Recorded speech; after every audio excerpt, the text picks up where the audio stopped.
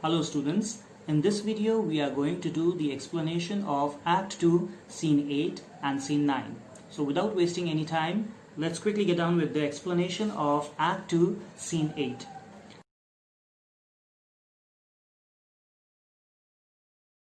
This scene begins in Venice, where we are shown Salarino and Salanio. They are discussing about various things that took place the previous days, or you can say lately, and that is Shylock running out in bewilderness or totally bewildered, because when he must have reached home, he came to know his daughter as well as his ducats are not there.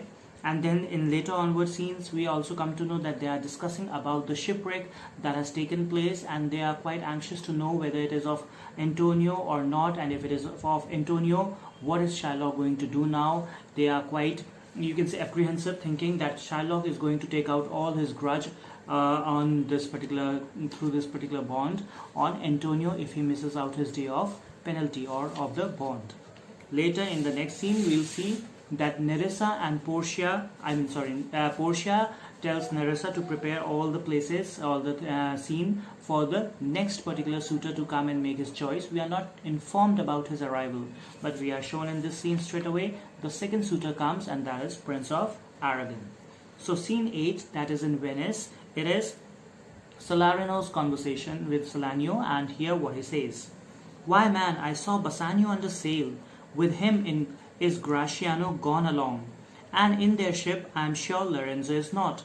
He says, yes, my dear friend, I saw Bassanio was in his sail, and when he started his sail, at that time on his ship, on his boat, or big cargo ship, you can say a big cargo ship, over there along with him there was Gratiano. That means Gratiano was accompanying Bassanio on his voyage.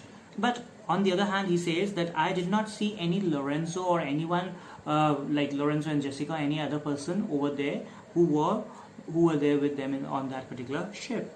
Salanio says, "The villain Jew with outcries raised the Duke, who went with him to reach Bassanio's ship." Now here Salanio is giving the information about the other part of the place, where what happened with Shylock. He came home, and when he came to know about the loss of his daughters, of his wealth and everything, he just ran totally bewildered, and like a madman he went to the Duke, because he had his full doubts that Bassanio is leaving today. So probably Lorenzo must have taken Jessica to that same boat and ship, and he must have left along with Bassanio. So he took Duke straight away to that particular harbor where Bassanio's ship was supposed to go from.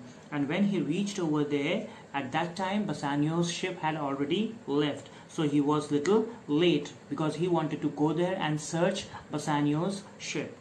Salarino says he came too late, because Salanio is telling the other part of the other side of the happening. So here what happened at the harbor, where the ship went away from there, at the harbor, Salarino is giving the information of that particular area. So he says he came too late, the ship was under sail, but there the Duke was given to understand that in a gondola were seen together Lorenzo and his amorous Jessica. Over here he says उनको आने में थोड़ी देरी हो गई, और वहाँ पे जब तक वो पहुँचे तब तक वो शिप वहाँ से निकल चुकी थी. So as soon as the ship left, then he reached over there. He means basically Shylock, and along with him he had come with Duke also. तो तब वो जब वहाँ लोग पहुँचे, तो Duke was given this particular assurance that इस ship में Lorenzo was not there, and somebody informed them कि जो लोरेंजो है वो जेसिका के साथ एक गोंडोला में देखा गया है. Over here gondola is given the word for the boat, which is a flat boat which was used for a smaller purpose, for a, you can say, personal going through the watery places. And then besides that, amorous Jessica is the loving Jessica. So Lorenzo with his loving Jessica was seen on a boat, and they were going separately to some other place. This is what was informed to Duke, information given to Duke. Besides, Antonio certified the Duke they were not with Bassanio in his ship, and Antonio also gave the assurance to the Duke that in that particular ship in which Bassanio has left, and Lorenzo was not there, and neither was Jessica. So his assurance meant a lot. That means he was a very respectable person, a respected person over there, a citizen of that place. So even his assurance meant a lot.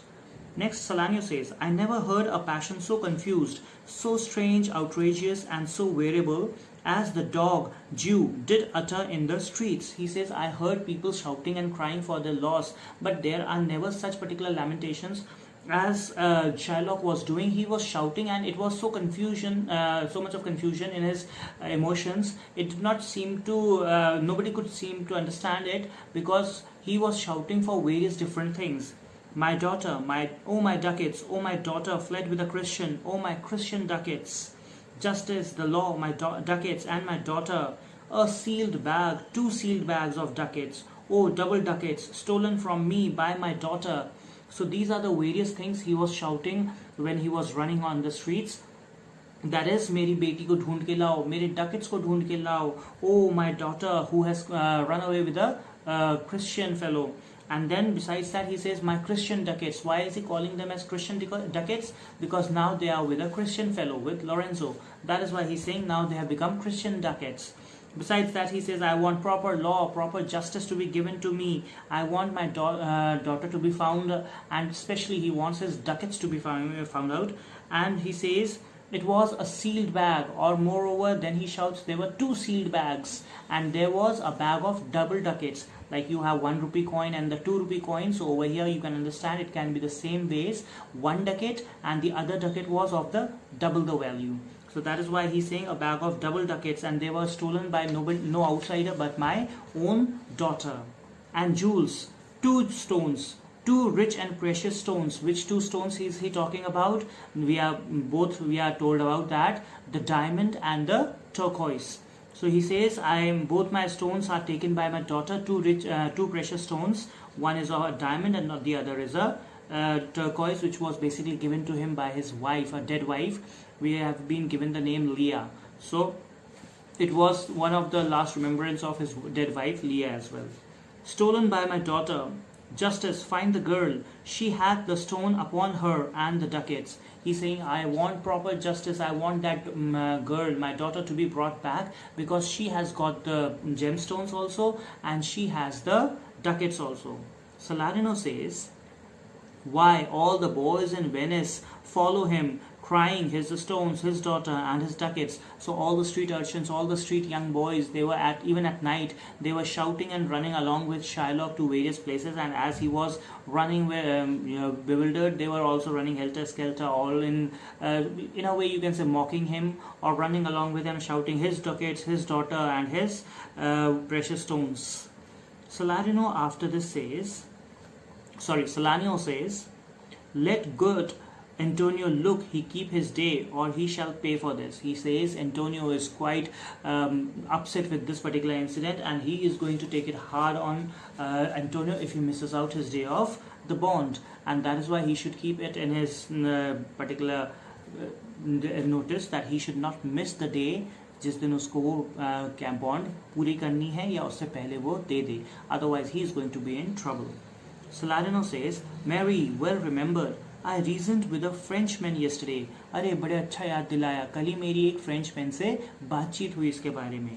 Who told me in the narrow seas, that part, the French and English, there miscarried a vessel of our country, richly fraught. He says that उसी से मेरी बात हुई और मुझे पता चला कि इंग्लिश चैनल पे, जहाँ इंग्लिश एंड फ्रेंच एरियाज हैं पास में, बिल्कुल the narrow sea, that is English channel, वहाँ पर एक पर्टिकुलर शिप जो है, a rich cargo ship was shipwrecked, वहाँ पे वो डूब गई है, इट ड्राउन्ड ओवर देयर, और a big loss to the one to whom it belongs. जब उसने मुझे ये बात बताई, my first thought was it should not be of Antonio. I prayed quickly that it should not be of Antonio, because my first instant reaction was that Antonio's ship is supposed to come. I hope it is not Antonio's ship, and that he prayed quickly. A vessel of our country richly fraught. I thought upon Antonio when he told me, and wished in silence that it were not his. एकदम से मुझे सबसे पहला ध्यान Antonio का आया, and so I quickly prayed that it should not be of Antonio. Salanio, you were best to tell Antonio what you hear, yet do not suddenly, for it may grieve him. वो कह रहा है कि तुम्हें ये बात जो तुम्हें पता चली है, सबसे पहले you should go and tell it to Antonio, but please make sure that you do not break out the news immediately in front of him like a shock, because he might be totally grieved by this shock. So you should tell him very nicely so that he can soak it and understand the problem and try to find out some solutions, or try to find out the truthfulness or the, you can say, authenticity of the information. Salarino says, a kinder gentleman treads not the earth. I saw Bassanio and Antonio part. Now they start talking about Antonio, and he says, I have not seen a man more kind than Antonio, because last night I saw Antonio and Bassanio parting with each other. At that time, Bassanio told him he would make some speed of his return. He answered, do not so. Slumber not business for my sake, Bassanio. He said, I will try to do my business by being the suitor over there for Portia. I'll finish it off quickly and come back. So Antonio told him, advised him, please do not rush with your work, with your main focus, prime focus, with your prime objective. Don't do that carelessly, but pay attention over there and try to fulfill that particular object for which you are going there. But stay the very ripening of the time, till the right time comes, जब तक सही समय ना आ जाए, सही moment ना जाए, till then you should be staying there only. And for the Jew's bond which he had of me, let it not enter in your mind of love. At that time when you will be there in Belmont, you will have all the thoughts of love and how to woo a lady. So at that time you should not have any such thoughts of this bond and how it will be paid. All these things should not come to your mind, because there you should be a person who has gone for love to woo his love, not a person who should be thinking about the other worldly or the financial things. Be merry and employ your chiefest thoughts to courtship and such fair ostents of love as shall conveniently become you there. When you go there, use all your time, be happy, use all your time how to do various things to improve your personality, your appearance over there, and woo the lady you are going for to win there.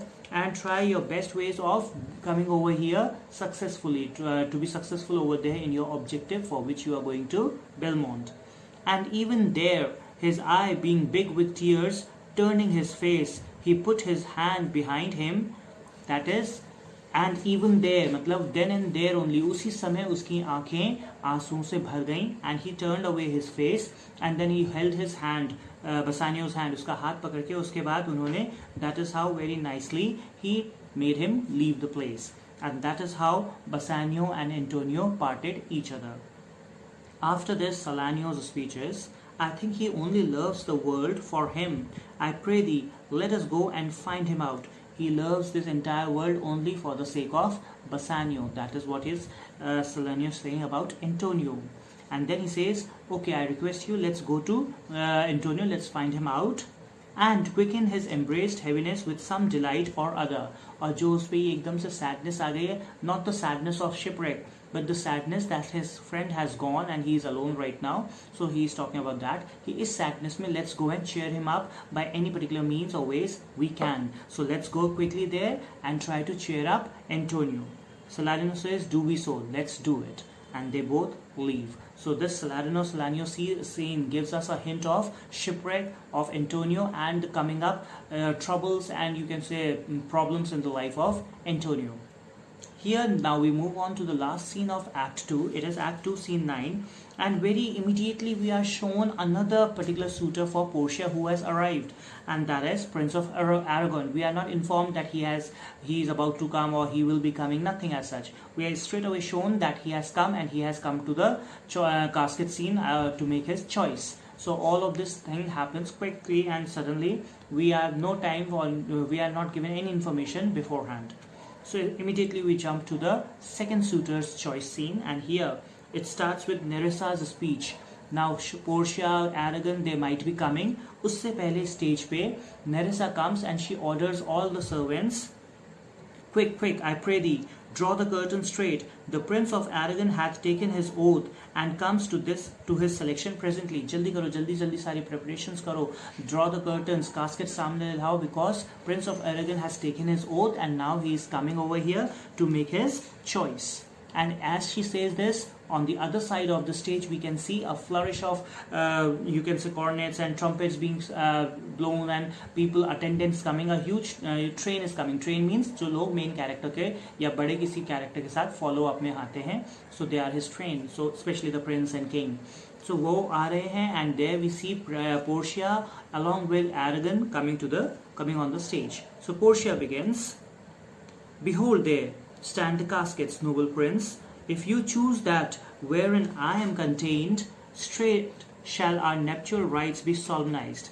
She tells Prince of Arragon, "Wait over here. Right in front of you, there are the caskets. If you can choose the correct casket where I am laid, means the casket in which I am there, my portrait is there, straight away we will have the nuptial rites. That means we will have the marriage ceremony being conducted over here at this moment only. But if you fail, without more speech, my lord, you must be gone from hence immediately. But if you make a wrong choice, then you will not have to pursue me any further, and you will have to leave immediately." बिना मेरे को दोबारा कुछ request करने के लिए या और एक्स्ट्रा कोई टाइम या कुछ वे पूछने के, you will have to straight away go. तुम्हें यहाँ से जाना पड़ेगा. Arragon says, "I am enjoined by oath to observe 3 things." This is the first time we are told what are the conditions which have been laid with the lottery system, with this particular casket system, जिसकी वजह से first act में कई सारे suitors चले भी गए थे. So we are told, and even in the speech of Morocco, that particular scene also we were given a slight hint of this, कि he should never marry again. But over here we are given 3 conditions which are there with this particular lottery system. Arragon says कि हाँ मुझे पता है, I am bound to 3 conditions, 3 oaths or 3 promises that I have taken, and they are: first, never to unfold to anyone which casket it was I chose. अगर मैंने गलत choice करी है, then I am not supposed to tell anyone which particular casket did I choose. Next, if I fail of the right casket, never in my life to woo a maid in way of marriage. अगर मैंने गलत casket choose कर लिया तो आगे I don't have to marry anyone, I should never ask any lady to marry me. And third is lastly, if I do fail in fortune of my choice, immediately to leave you and be gone. अगर मैं गलत choice करूं तो उसी समय मुझे यहाँ से जाना होगा. I should not be asking you or persuasions or nothing to be done. उसी समय immediately बिना तुम्हारे पीछे पड़े मुझे यहाँ से निकल जाना होगा, without any further requests to give me a second chance or consider something or anything. Portia says, "To these injunctions every one doth swear that comes to hazard for my worthless self." वो कह रहे हैं यहाँ पे जितने भी लोग मेरे लिए आ रहे हैं, Portia says, जितने भी लोग मेरे लिए आते हैं suitors, they all have to take these particular oaths.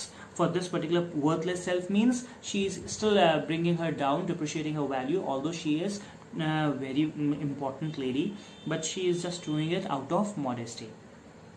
Arragon says, now this is the speech of Arragon where he makes his choice. Arragon says, "And so have I addressed me, fortune now to my heart's hope." And so I have addressed me over here, this means, and now I have prepared myself accordingly. Let good fortune or let fortune now favor me, and जो मेरी hopes हैं वो पूरी हो जाएं.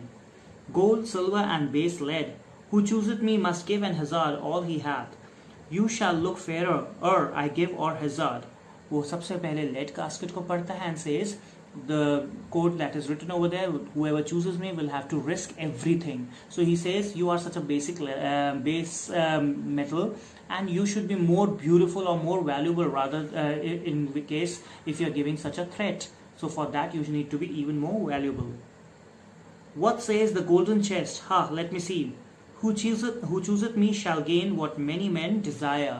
जो मुझे choice करेगा वो चाहेगा, उसको वो मिलेगा जो कई सारे लोग चाहते हैं. What many people desire for or they wish.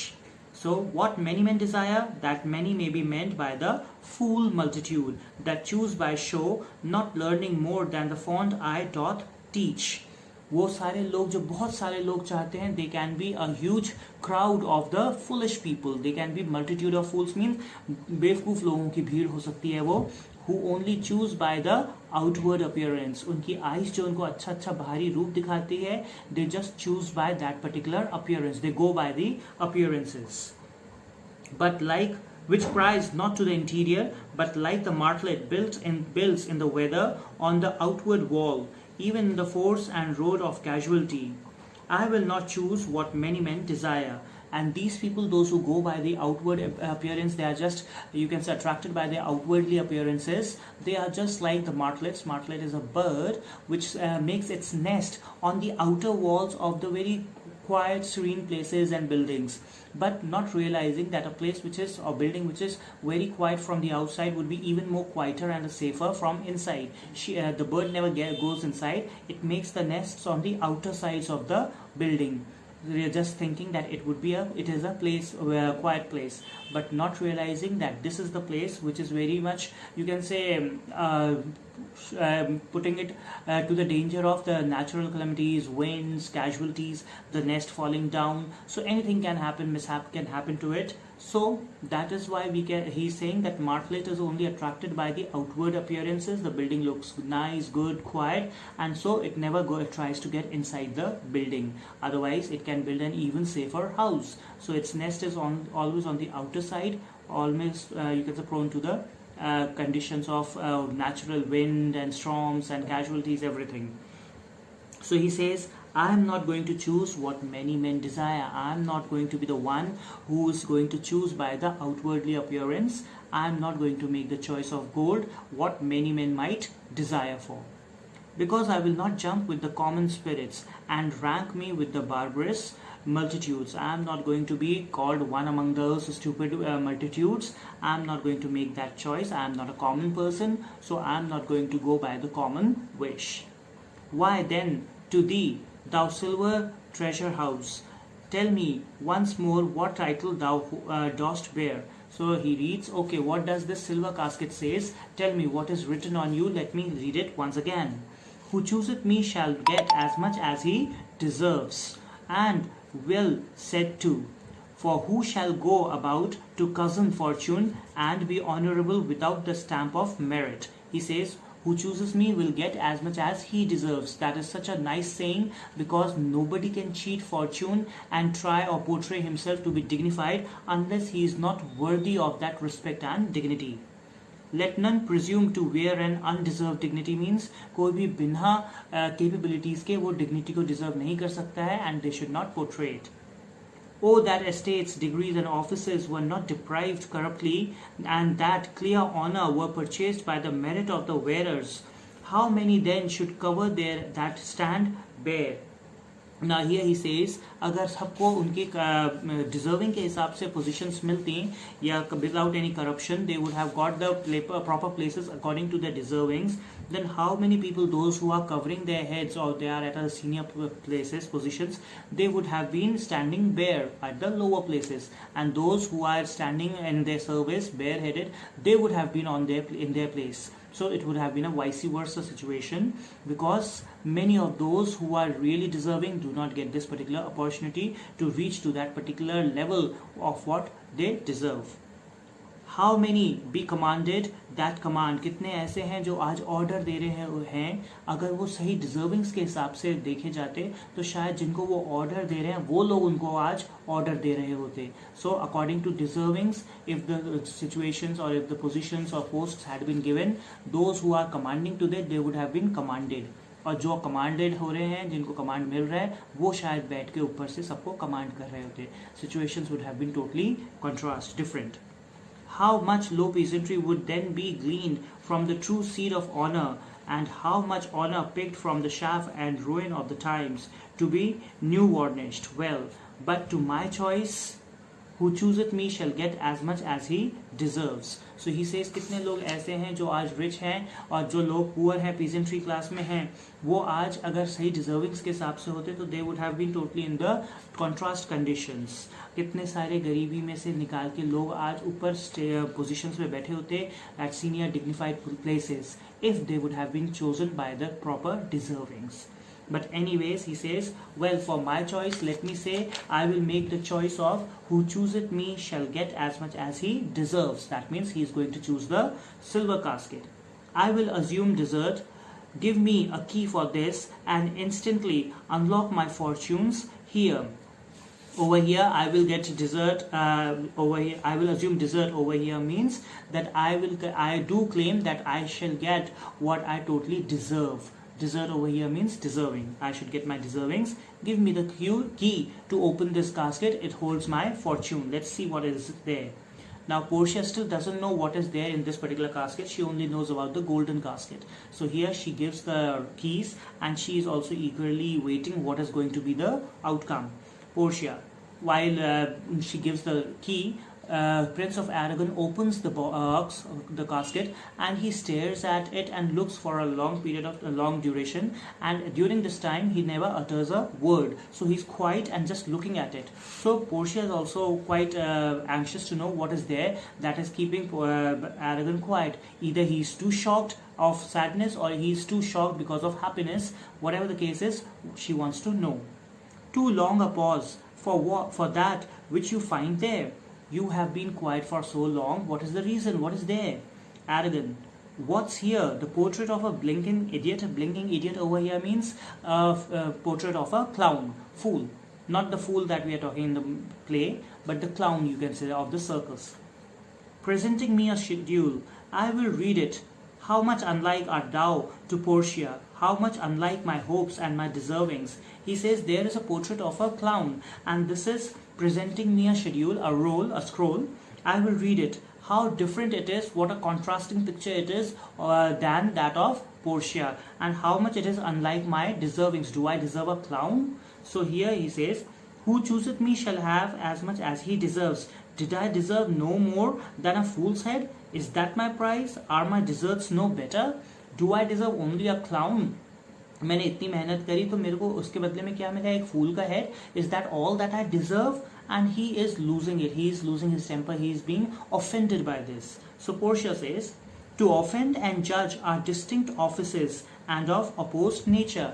To गुस्सा हो जाना, नाराज हो जाना और उसी टाइम पे जजमेंट पास करना, कोई चीज़ पे डिसीजन लेना, they are totally impossible and totally diverse और डिफरेंट और कॉन्ट्रास्ट ऑफिसेज और you can say ways of emotions. Because आप जब भी गुस्से में कोई भी डिसीजन लोगे वो हमेशा गलत होगा, और जब भी आप कोई सही डिसीजन लोगे तो you have to keep your offence और your anger everything away and think carefully with a cool head. So that is why she is saying to offend and to judge are totally different offices, and you should not be mixing them together because they are of opposite natures. You cannot make a right decision. आप किसी बात को समझ ही नहीं पाओगे जब तक आप गुस्से में रहोगे या गुस्से से उसको समझने की कोशिश करोगे. That is what she means. Now Arragon reads the letter, and here he is reading again. If you notice, the letter contents will be in a proper rhyme to show the importance of this particular context. What is here? He reads, the fire 7 times tried this, 7 times tried that judgment is, that did never choose amiss, some there be that shadow kiss, such have but a shadow bliss. There be fools alive, I wish, silvered over, and so was this. I will never be your head, so be gone, you are sped.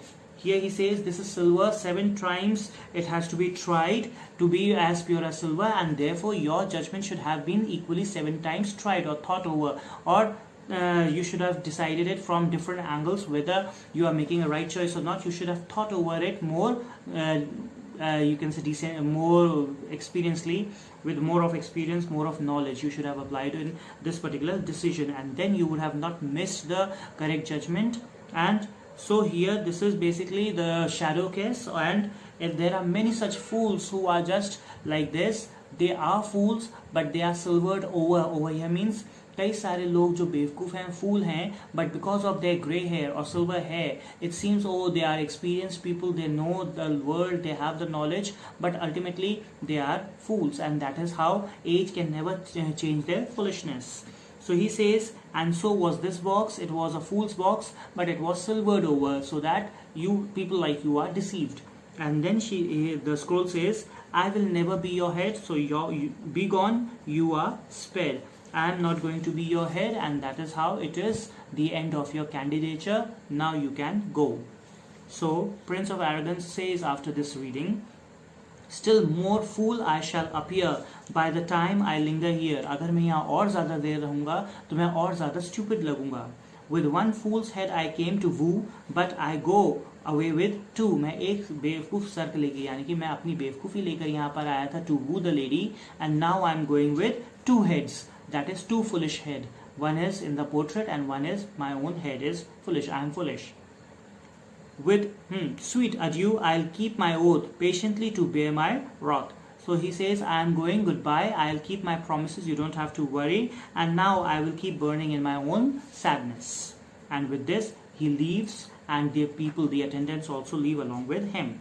Portia says, thus had the candle signed the moth. Oh, these deliberate fools, when they do choose, they have the wisdom by their wit to lose. So he says, like a candle kills a particular moth that flies too close to it. Similarly, these people, the moth thinks that the light is giving him the life and energy, and that is why it goes close to the candle flame, and that flame itself kills it. Similarly, he says, these deliberate fools, they think their knowledge is getting them closer to the right choice, but it is because of their own stupid knowledge that they make such stupid decisions, and their candidature comes to an end.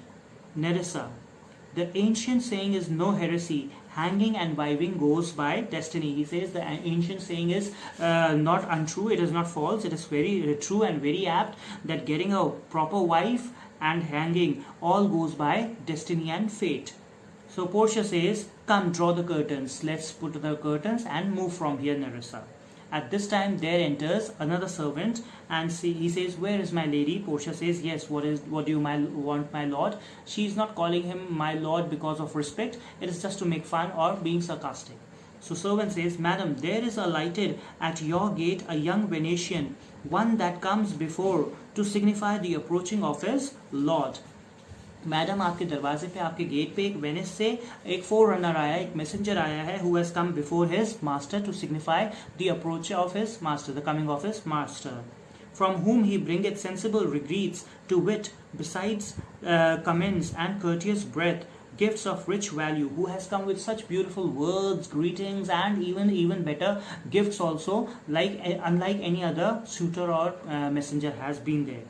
Yet I have not seen so likely an ambassador of love. It is that this particular messenger is so decent and so nice, it seems that the master would be even better. He is one of the finest ambassador of love. That means one of the finest messenger who has come over here with the most decent and respected and respectful gifts and greetings. A day in April never came so sweet to show how costly summer was at hand. So in this particular area, summers are enjoyed because it's a cooler region. So he's saying a day in April always shows what nice summers and good sunny days are going to come. And that is what he's saying, that he's just like a day of summer, April, who's telling us that what a good summer is at hand, means कि जो आने वाला है वो इससे कितने ज़्यादा अच्छा होगा. As this force-bearer comes before his lord, that means just like this messenger has come before his lord to show what a good and a decent lord is going to come, because the messenger himself is such a dignified person or such a decent person. Portia says, no more I pray thee. I am half afeard thou wilt say anon, he is some kin to thee. Anon means soon. He says, stop that, I am scared because I feel that soon you will say that he is some of your own relative only, because you are praising him so much. Thou spendest such high day wit in praising him. You are using so much of your time to just praise him. It seems as if you are praising your family member or some of your relative. Come, Nerissa, for I long to see Cupid's posts that come so mannerly. She says, come, Nerissa, I myself am intrigued to know who is this messenger of love who has come so decently with so much of courtesies. I want to see him. Nerissa says, Bassanio, Lord Love, if thy will it be. Nerissa wants to say what Portia wants to hear, and she says, I wish, I hope that it should be nobody else but Bassanio. Why is she saying so? Because this is the person the servant has informed has come from Venice. So that is why she's saying, I wish and I hope that it should be nobody else but Bassanio, because she wants Portia to get married to Bassanio, because she knows Bassanio and Portia and Bassanio love each other. So with this, they both leave to see who is this new messenger. And with this, we come to the end of this particular scene, as well as the end of Act 2. So we have completed Act 1, Scene 1, 2 and 3, and Act 2, Scene 1 to Scene 9. In the next video, we will move on to the next act, that is Act 3, Scene 1.